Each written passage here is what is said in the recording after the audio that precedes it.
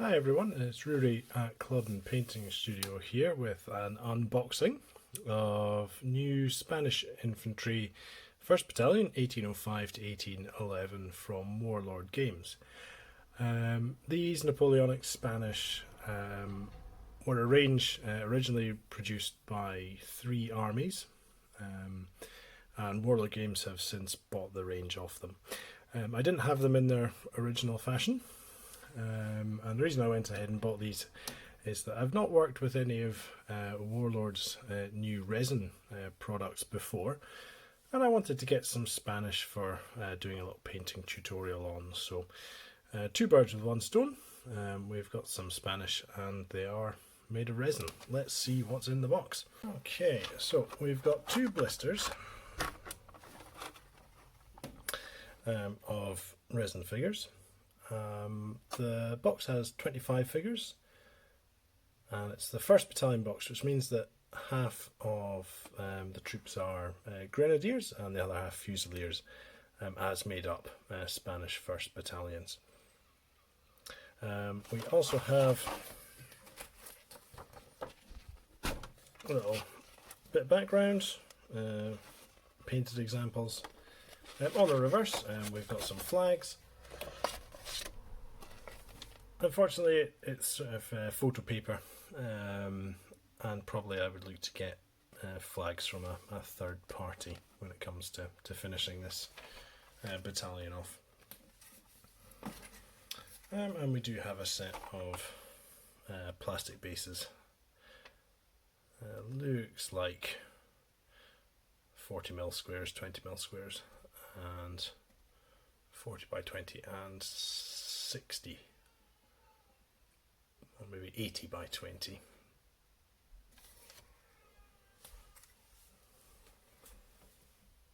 Okay, let's have a closer look at some of the models in here.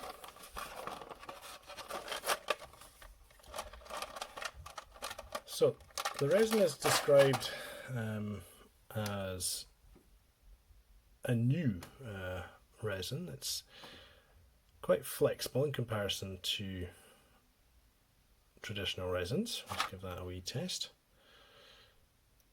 So yeah, we do have a bit of bounce in the sword. It's not brittle. That'll snap back into position without too much bother. Now, we do have a couple of vents to clean off, certainly on the officer. A bit of a mould line on the arm here.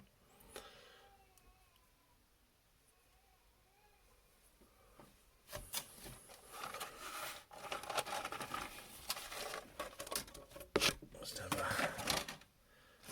a look through. So the drummer's going to need a lot of clean up.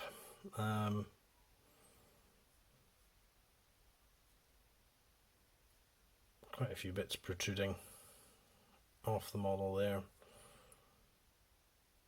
And certainly with metal ones, usually just with a bit of wiggling you could take them off, then a file to take away, but I think these will need cut off there. The detailing's okay. I would say it's probably not as sharp as metal. Hard to say without a comparison to the original. An ensign here. Again, quite a few of these vents coming off the model that need to be trimmed, and certainly between the legs underneath the turnbacks on the coat we've got some excess resin to cut away there.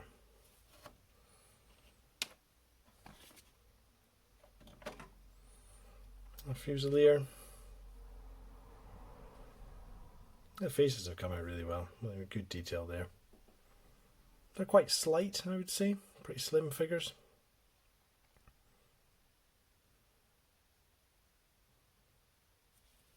Another half of the set then we have the Grenadiers. We have a couple of brass flagpoles there.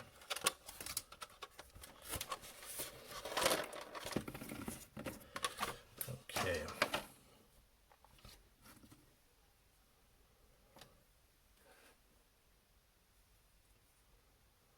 Now I was wondering about the tails on the back of the bear skins there. It's quite a detailed pattern to paint, and they're not sculpted on, so if you wanted to get the real authentic look, you'd have to take some time with the fine brushes rather than picking out raised sculpted detail. Faces are good.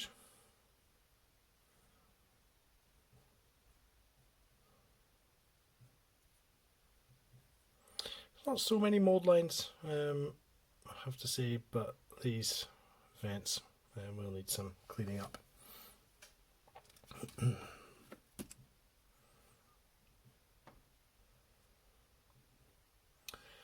Interesting enough, we do have this rather ghostly bit of stringy resin attaching the little finials for the banner there, and they're quite big vents, tough to cut off there where they've been cast. It's going to be pretty ugly, I think, to tidy that up. Now, I do have a pair of clippers and scalpel here with me. Let's just see what we can tidy up. So, bottom of the base of this fuse layer, we do have a rather large piece of resin.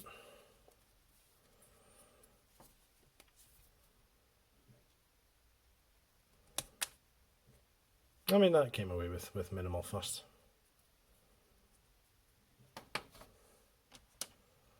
Which is good, I suppose.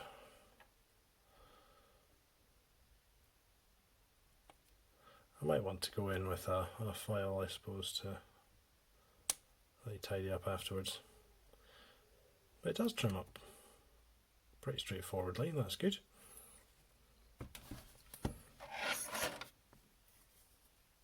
I'll just get the modelling knife just to see about mould lines. Yeah, it's kind of a rubbery texture almost. Comes away okay. I think that's sort of comparable cleanup to plastics.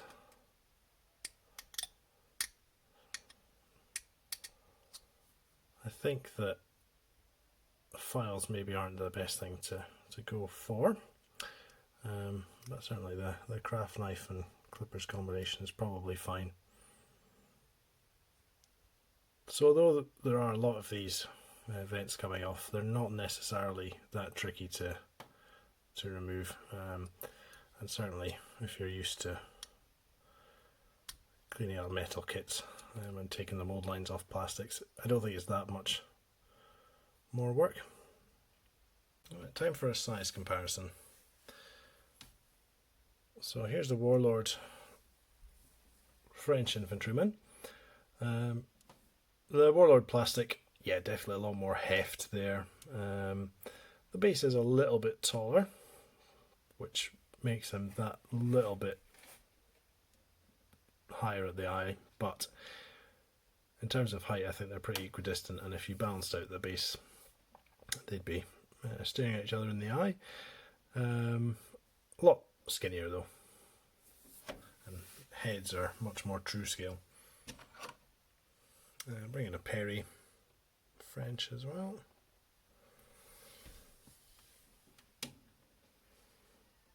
The Perry's possibly just slightly taller, not by very much at all though, and sort of similar heft there.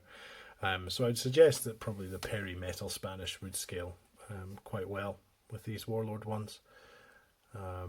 Something like Front Rank though would be exceptionally chunky in comparison, so probably wouldn't recommend that. So overall, a decent product from Warlord. Encouraging things. Price, £24 for 25 figures. Certainly with comparing to metals, we'd probably be expecting to pay around about sort of the £30 mark for 25 figures from other manufacturers, if not a bit more. Downsides, perhaps, there is some tidying up to do. And we will... downsides, perhaps. Definitely some tidying up to do. There are some mould lines and quite a few vents that will need trimmed. Whether it's more work than preparing a metal battalion or gluing together plastics, it's probably about the same. Detail's pretty good. I think possibly just not quite as crisp as we'd expect with a really well cast metal, but giving you good facial detail for sure across the models that I've got here. Interestingly enough, on the Warlord website, it does say that their resin models can be painted without priming. I'm not sure how much I'm going to risk that. And when I come to paint these models, I'll take a step-by-step guide through the process again for everybody to follow. What do you guys think of Warlord moving towards resin? Good or bad? And any other comments, questions, please pop them below. Thanks very much. Bye bye.